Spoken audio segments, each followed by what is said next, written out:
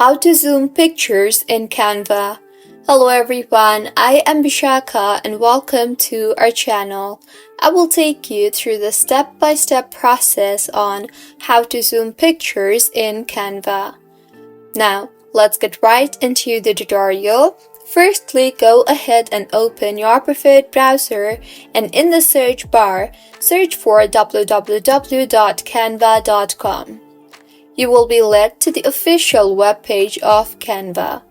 Make sure you are signed in, and now, to zoom pictures in, go ahead and open a project and further tap on the Apps option from the left side panel and then select the Pictures option and upload the picture you want to zoom in into. Once you have inserted the image, select the object you want to zoom in into. Now, start to adjust the image.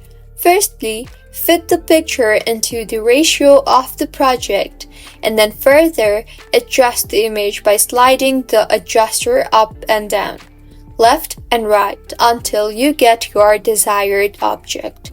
For instance, I will zoom in into the kimbap in the picture, so I will adjust my image accordingly. So, this is how you can zoom pictures in Canva. If you find this tutorial helpful, please like the video and do subscribe to our channel for more contents like this. Thank you for staying with us until the end.